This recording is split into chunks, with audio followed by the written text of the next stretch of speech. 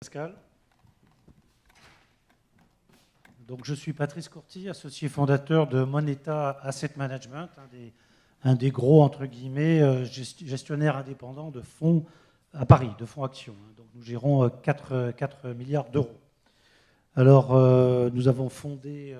bon, je pense que je vais faire une présentation, mais si vous voulez m'interrompre pendant la présentation pour une question, surtout, n'hésitez pas que ce soit un petit peu vivant. Donc, nous avons fondé Moneta Asset Management avec Romain Burnand en 2003, il y a 14 ans, et avec notre argent et l'argent de nos amis. Et depuis, nous gérons des actions européennes, uniquement des actions françaises et européennes, sur 3 fonds. Donc Moneta est une société extrêmement concentrée, extrêmement spécialisée. Tout est basé sur l'analyse financière et tout notre succès a été basé sur le succès de nos fonds. Donc le fonds Moneta Multicap, qui est géré par mon associé Romain Burnand, est devenu le plus gros fonds d'actions françaises à Paris, donc avec un peu plus de 3 milliards d'euros. Et nous avons les 2 autres fonds, celui que je gère, qui est Moneta Long Short, qui fait des actions européennes avec 400 millions d'euros, qui est aussi un des fonds les plus performants de sa catégorie, et un fonds de société de small cap qui fait aussi 300 millions d'euros, qui a été multiplié par près de 12 en 14 ans.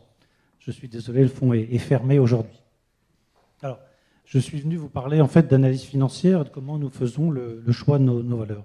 Donc chez Moneta, c'est très simple. On outsource le maximum de choses et on est très peu nombreux. Il y a 2 gérants, donc Romain Burnand et moi-même, et 11 analystes financiers. Donc on fait de l'analyse financière toute la journée et je répète, c'est ça qui nous permet de faire la différence. Alors, l'analyse financière, c'est à la fois simple et compliqué. Donc, quand on regarde sur le papier, c'est simple, on applique des méthodes et ça marche. Bon. Dans la réalité, c'est un tout petit peu plus compliqué que ça. Il faut savoir que les marchés sont censés être efficients. Je pense que c'est ce que tu racontes, Pascal. Partiellement. Donc, les marchés sont censés être efficients. Et donc, on est censé ne pas pouvoir apporter de valeur ajoutée au marché.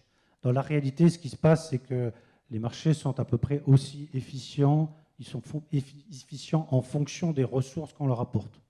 Si personne n'étudie les sociétés, les marchés ne sont pas du tout efficients, les cours seront faits au hasard.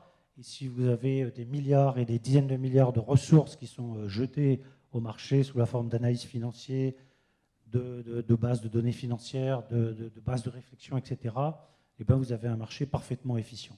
Donc il y a un équilibre qui va se créer en fonction de la conjoncture, en fonction de l'intérêt des particuliers et des institutions pour l'achat d'actions, et cet équilibre va se faire à un certain niveau d'efficience.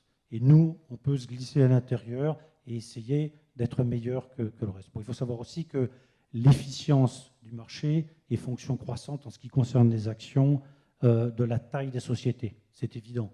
Plus les sociétés sont grandes, plus il y a de gens qui vont réfléchir à leur valorisation, qui vont réfléchir à ce qui se passe dans ces sociétés, qui vont se réfléchir à ce qui se passe dans les secteurs concernés. Et donc, plus vous avez de chances que les titres soient bien valorisés. Inversement, donc, c'est dans les petites sociétés que vous aurez le plus d'opportunités d'inefficience, et donc là où on pourra faire quelque chose. C'est pour ça que chez Moneta, nous nous sommes spécialisés sur les valeurs de taille petite et moyenne. Alors petite, ça va être à l'échelle du marché français entre 100 millions d'euros de capitalisation boursière et 5 milliards, et à l'échelle du marché européen, ça va être entre 500 millions et environ 10 milliards d'euros. Voilà, donc notre spécialisation. Alors maintenant, le métier a beaucoup évolué. Et quand j'ai commencé, on n'avait pas besoin d'analyse financière. C'est très simple.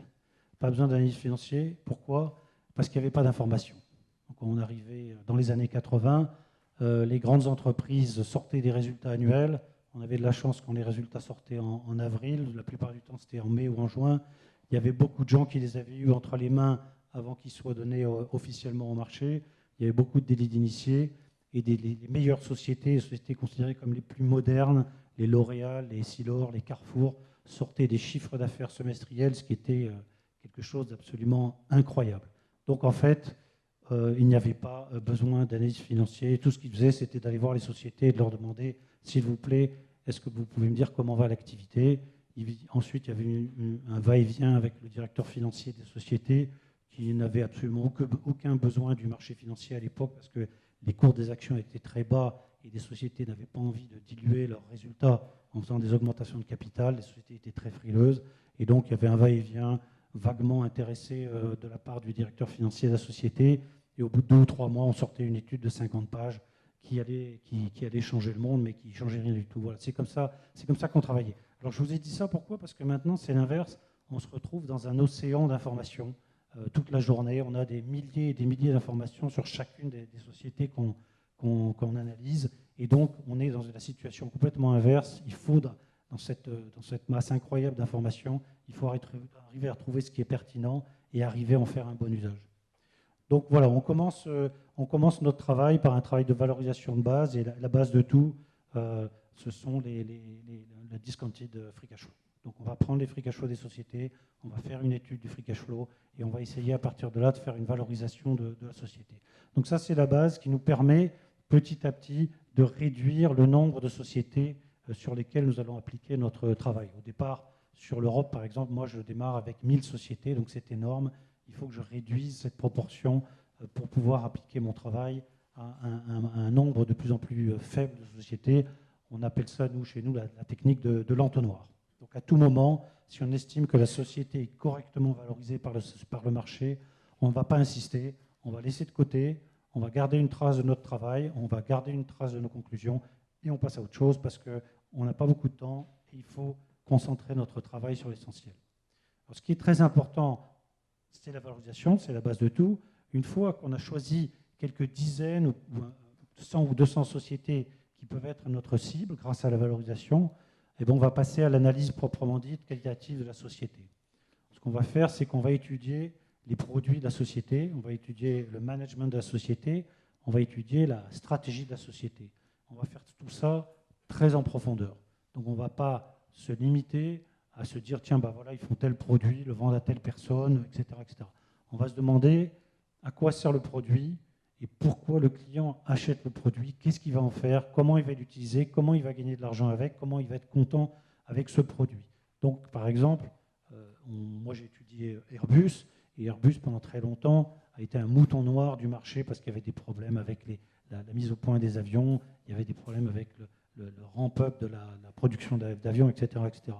Mais on a eu, nous, une réflexion très en profondeur pour savoir pourquoi les gens vont acheter des moyens courriers d'Airbus, des A320 Neo, des A321 Neo, plutôt que le MAX 737 de Boeing. Pourquoi? Qu'est-ce qui fait que telle ou telle compagnie va acheter cet avion plutôt que l'autre? Et on a fini en réfléchissant, en parlant avec les compagnies aériennes, c'est assez facile puisqu'elles aussi sont cotées en bourse et donc on a accès. On a fini par trouver des réponses et on a fini par comprendre pourquoi Airbus aurait une part de marché de 60% sur ce créneau qui est le plus important maintenant et une part de marché de plus de 75% sur le créneau du haut de gamme des avions moyens courriers. Donc voilà, c'est un travail très en profondeur et je vous parle de ça, bon, je vous parle des avions, c'est un peu glamour, on peut comprendre bien facilement le produit, mais il y a des produits beaucoup moins glamour. Avant-hier, vendredi, je recevais le CEO d'une société qui s'appelle Ehrlich-Enger, en allemand. Bon, je ne connais pas l'allemand, mais donc Ehrlich-Enger, il a une part de marché mondiale de plus de 50% sur les, comment on appelle ça, la pièce qui protège le moteur et les pistons, le joint de culasse. Voilà. Il a plus de 50% du marché mondial des joints de culasse. C'est un produit qui vend 3 € pièce aux constructeurs automobiles, c'est-à-dire pour presque rien. Donc il fait un peu d'argent là. Il va surtout faire son argent sur les kits qu'il va vendre ensuite pour les gens qui remplacent les joints de culasse quand il y a besoin de le faire plus tard. Donc tout ça, c'est des choses, il faut creuser, il faut poser énormément de questions, il faut revenir à la charge, il faut comprendre, il faut poser des questions sur les stratégies pour arriver à comprendre ça. Et c'est beaucoup plus compliqué que de juste lire un rapport et de dire voilà, vous faites tel ou tel produit pour telle ou telle personne. Ensuite, nous sommes très intéressés par le management. Et donc le management, c'est primordial. On peut essayer de comprendre pourquoi les gens sont là, ce qui les motive, pourquoi, à la limite, pourquoi ils restent dans leur société alors qu'ils ont fait fortune. Est-ce qu'ils sont intéressés à la bonne marge de leur société à travers la possession d'actions? Si le titre perd 20% dans la journée, est-ce que ça va avoir un impact sur leur vie personnelle ou pas? Est-ce qu'ils sont des bons patrons en général? Et ça, c'est aussi quelque chose qui est très important et que la plupart du temps, vous ne trouverez pas dans les analyses financières. Et ça, ce sont des questions qui ne sont pas toujours faciles à poser et sont des questions primordiales. La troisième chose qu'on regarde de très près aussi, c'est la gouvernance des entreprises. La gouvernance des entreprises, c'est toute la structure, toute la chaîne de commandement entre l'actionnaire, donc qui est le propriétaire de l'entreprise, et jusqu'aux personnes qui font le travail à la base. Et entre les deux, vous avez le conseil d'administration qui a un rôle extrêmement important à jouer. Et vous avez le top management et ensuite le middle management. Il faut comprendre comment tout ça est organisé. Et si tout ça est organisé de la manière la plus appropriée pour maximiser la valeur pour les actionnaires. Donc c'est beaucoup de travail de fond. Donc un travail qu'on fait avec régularité chez Moneta. L'intérêt, c'est qu'au bout d'un moment, quand vous connaissez bien vos entreprises, eh ben vous retrouvez les mêmes entreprises que vous connaissez déjà bien. Et donc, vous pouvez avoir des réflexes qui vous permettent de réagir plus vite sur des nouvelles dans un marché où tout va toujours extrêmement vite. Voilà, donc ça, c'est la façon dont nous travaillons chez Moneta. Et donc, comme je vous l'ai dit, pour l'instant, les résultats sont bons. Et d'une manière générale, c'est d'une manière, les grands gérants vont travailler d'une manière analogue. Bien sûr, Warren Buffett, avec une vision peut-être un petit peu plus à long terme, mais aussi des gens comme Peter Lynch, qui a écrit un livre très connu qui s'appelle One Up on Wall Street. Et donc, finalement, on n'a rien inventé de nouveau, mais donc il faut le faire au jour le jour.